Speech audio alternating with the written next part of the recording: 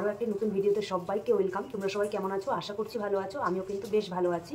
তো আজকে বেশ অনেকগুলো টপিক নিয়েই আলোচনা করব। সেটা হচ্ছে এএনএমদের রিক্রুটমেন্ট কীভাবে হয়, আর 2024 সালে যে ব্যাচটা ট্রেনিং কমপ্লিট করে বেরোবে তাদের কতদিনে পোস্টিং দেওয়া হবে, তার যদি কারো পোস্টিং হোম ডিস্ট্রিক্টে না হয়ে অন্য কোনো ডিস্ট্রিক্টে যদি পোস্টিং হয় তাহলে সে কতদিনে ট্রান্সফার পাবে, আর আমি কিভাবে ট্রান্সফার পেয়েছিলাম, এই সমস্ত টপিক আমি ডিটেলসে আলোচনা করব।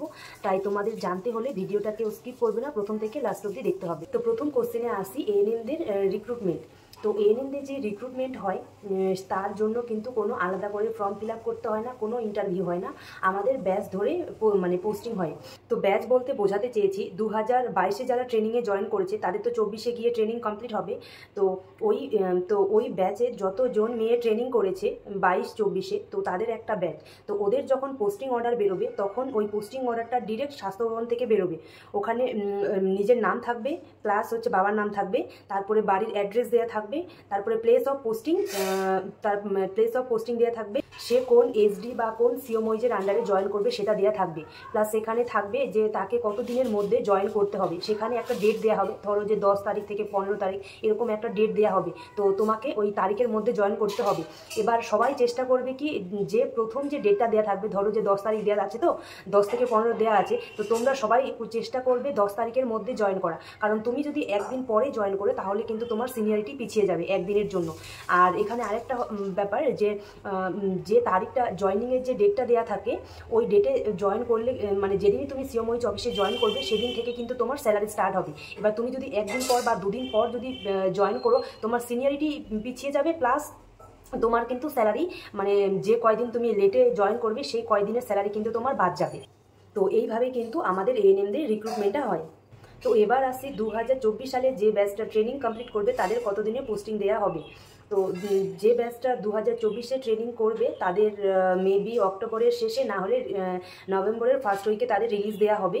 তো সেই ব্যাচটার পোস্টিং দেওয়া হবে, যদিও আমি কনফার্ম নই, এটা আমি শুনেছি। তো তাদের হয় মানে মার্চের শেষে, না হলে এপ্রিলের মিডিলে তাদের পোস্টিং দেওয়া হবে, এরকম একটা শুনেছি পোস্টিং দেওয়ার ব্যাপারে। তো এবার আসি আমি ট্রান্সফারের ব্যাপারে। 2024 সালে কিন্তু আমাদের পোস্টিং অর্ডারটা একটু চেঞ্জ হয়েছে। এখানে এই নতুন যে পোস্টিং অর্ডারটা হয়েছে সেখানে বলা হয়েছে যে মানে যদি কেউ এএনএমে জয়েন করে তাহলে যে কোনো জায়গায়, মানে ওয়েস্ট বেঙ্গলের যে কোনো ডিস্ট্রিক্টে পোস্টিং হতে পারে, আর পোস্টিং হতে পারে, তাকে সেখানে 3 বছর চাকরি করতে মানে হবে, তারপরে সে জেনারেল ট্রান্সফার নিতে পারবে। আর যদি কেউ মিউচুয়াল করতে চায় তাহলে সেক্ষেত্রে সে 1 বছর সেখানে চাকরি করতে হবে, তারপরে সে মিউচুয়াল করতে পারবে। এটা হচ্ছে 2024-এর মানে পোস্টিং অর্ডার। আর আমাদের সময় যে পোস্টিং অর্ডারটা ছিল সেখানে ছিল হচ্ছে হয় পোস্টিং নিয়ারেস্ট হোম ডিস্ট্রিক্ট, না হলে নিয়ারেস্ট ডিস্ট্রিক্টে পোস্টিং দিতে হবে, এরকম আমাদের সময় অর্ডার ছিল। একটা বোন আমার কাছে জানতে চেয়েছিলে যে দিদি, যদি কেউ বাড়ির কাছে কোনো ট্রেনিং সেন্টারে ট্রেনিং করে তাহলে কি সেক্ষেত্রে তার মানে পোস্টিংটা কি দূরে হবে। তো যাদের মনে এরকম কোশ্চিন আছে তাদেরকে একটা কথা বলতে চাই, যে আমাদের ট্রেনিংয়ের সাথে কিন্তু পোস্টিংয়ের কোনো সম্পর্ক নেই। তুমি যেখান থেকেই ট্রেনিং করো, তোমাকে ওয়েস্ট বেঙ্গলের যে কোনো ডিস্ট্রিক্টে কিন্তু তোমার পোস্টিং হতে পারে। বাড়ির কাছে কোনো ট্রেনিং সেন্টার থেকে ট্রেনিং করলেও তোমার পোস্টিং দূরে হতে পারে, আবার দূরের কোনো ট্রেনিং সেন্টার থেকে ট্রেনিং করলেও কিন্তু তোমার পোস্টিং দূরে হতে পারে। তো সেরকম কোনো সম্পর্ক নেই, এটা পুরোটাই ডিপেন্ড করছে তুমি যে ডিস্ট্রিক্টে মানে বিলং করছো সেই ডিস্ট্রিক্টের ভ্যাকেন্সির উপরে। এবার যদি তোমার ওই ডিস্ট্রিক্টে ভ্যাকেন্সি থাকে তাহলে সিওমইজ সেটা দেখাবে, এবার যদি কম থাকে তাহলে কিন্তু তোমার পোস্টিং দূরে হতে পারে যদি ক্যান্ডিডেট বেশি থাকে সেই ডিস্ট্রিক্টে। তো এবার আমি আমার ট্রান্সফারের ব্যাপারে বলবো, আমি কতদিন পরে ট্রান্সফার পেয়েছিলাম এবং কিভাবে ট্রান্সফার পেয়েছিলাম। তো আমাদের সময় যে পোস্টিং অর্ডারটা ছিল সেখানে বলা ছিল যে আমাদেরকে পোস্টিং হয় হোম ডিস্ট্রিক্টে, না হলে নিয়ারেস্ট কোনো ডিস্ট্রিক্টে দিতে হবে।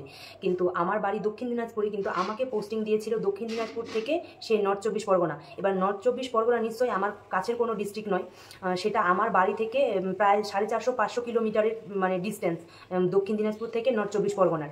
এরকম দূরে পোস্টিং দেওয়া হয়েছিল, আর আমরা সেটা সবাই মেনেও নিয়েছিলাম, যেহেতু জীবনের প্রথম চাকরি। তো যেদিন আমাদের পোস্টিং অর্ডার বেরোয়, তো সেই পোস্টিং অর্ডারটা দেখে সত্যি কষ্ট হয়েছিল, কারণ অনেকটা দূরে পোস্টিং দিয়েছিল। কিন্তু কষ্টর থেকেও না এক্সাইটমেন্ট আর কি বলবো, মানে এক্সাইটমেন্ট আর আনন্দটাই বেশি ছিল, কারণ যেহেতু জীবনের প্রথম চাকরি। যদি কেউ চাকরি পেয়ে থাকো আর আমার এই ভিডিওটা দেখো, তারা জানবে মানে ওই দিনটা, মানে পোস্টিং অর্ডার বেরোনোর মানে দিনটা জীবনে কি। আর তোমরা পরবর্তীকালে যদি কেউ কোনো চাকরিতে জয়েন করো তাহলে তোমরাও মানে বুঝতে পারবে। তো এই আনন্দটা না কাউকে বলে বোঝানো যায় না, সেটা যখনই যার জীবনে আসে তখনই সে জানে। নর্থ 24 পরগনাতে আমরা টোটাল 34 জন মেয়ে জয়েন করেছিলাম। দক্ষিণ দিনাজপুর থেকে আমরা ছিলাম 24 জন, আর বাকি 10 জন ছিল বীরভূম থেকে। তো টোটাল 34 জন আমরা ওই ডিস্ট্রিক্টে জয়েন করেছিলাম। তো আমাদের ব্যাচের পোস্টিংয়ের সময় কিন্তু এইভাবেই বিভিন্ন ডিস্ট্রিক্টের মেয়েগুলোকে বিভিন্ন দূরের ডিস্ট্রিক্টে কিন্তু পোস্টিং দেওয়া হয়েছিল। তো আমরা সেটা মেনে নিয়ে 1 বছর ওখানে চাকরি করলাম। এবার আমরা তো 2022 সালে চাকরিতে জয়েন করেছি। এবার 2023 সালে যে রিক্রুটমেন্টটা হয়েছে, যখন পোস্টিং মানে বোনেদের পোস্টিং অর্ডার বেরোয় 2023 সালে, তা ওই পোস্টিং অর্ডারটা দেখে সত্যি আমাদের এত কষ্ট হয়েছিল, যারা বাইরে, আমরা এরকম বাইরে ডিস্ট্রিক্টে পোস্টিং ছিল আমাদের, এত কষ্ট হয়েছিল। কারণ ওদের যখন পোস্টিং অর্ডারটা আমরা দেখি প্রত্যেকটা মেয়ে হোম ডিস্ট্রিক্টে পোস্টিং পেয়েছে, এমনকি নিজের ব্লক, নিজের বাড়ির কাছের সাব সেন্টারে পোস্টিং পেয়েছে। ওই পোস্টিং অর্ডারটা দেখে সত্যি এত কষ্ট হয়েছিল, সেদিন সত্যি আমি খুব কেঁদেছিলাম ওই মানে ওদের পোস্টিং অর্ডারটা দেখে। ওদের কোনো দোষ দিচ্ছি না আমি, বোনেদের কোনো দোষই নেই, সব দোষ কিন্তু স্বাস্থ্য ভবনের। স্বাস্থ্য ভবন প্লাস হচ্ছে সিও, মানে প্রত্যেকটা ডিস্ট্রিক্টে সিও হয়েছে, তারা সেইভাবে ভ্যাকেন্সি দেখানি বলে কিন্তু আমাদের পোস্টিংটা দূরে হয়েছিল। ওদের পোস্টিং অর্ডার বেরোনোর পর কিছুদিন পরে আমরা হাইকোর্টে কেস করি, আর কেসটা আমরা জিতেও যাই। তো যদি আমরা ওদের পোস্টিং অর্ডার বেরোনোর আগে কেসটা করতাম, বা যখন আমাদের জয়েন করানোর কথা ছিল, তো যদি আমরা সেই সময় জয়েন না করতাম, তাহলে হয়তো সবার পোস্টিংটা আমাদের বাড়ির কাছে পেয়ে যেতাম, বাড়ির কাছে পোস্টিংটা হয়ে যেত। কিন্তু সেই সময় যেহেতু করিনি, যখন ট্রান্সফার অর্ডার বেরোয় কেস করার পর, সবার পোস্টিং কিন্তু হোম ডিস্ট্রিক্টে দিয়ে দিয়েছিল, শুধুমাত্র আমাদের দক্ষিণ দিনাজপুরের মেয়েগুলোকে দেয়নি। কারণ দক্ষিণ দিনাজপুরে বলে ভ্যাকেন্সি নেই, সেই জন্য আমাদের দক্ষিণ দিনাজপুরের মেয়েগুলো সবাইকে উত্তর দিনাজপুরে দিয়েছে। যেহেতু অর্ডারে ছিল যে হোম ডিস্ট্রিক্ট পোস্টিং দিতে হবে, নাহলে নিয়ারেস্ট ডিস্ট্রিক্ট, তো সেই জন্য আমাদের উত্তর দিনাজপুরে পোস্টিং দিয়েছে দক্ষিণ দিনাজপুরের মেয়েগুলোকে। তো এইভাবে আমরা কেস করার পর ট্রান্সফার পেয়েছিলাম। ওখানে আমি 1 বছর 6 মাস চাকরি করার পর ট্রান্সফার পেয়েছি।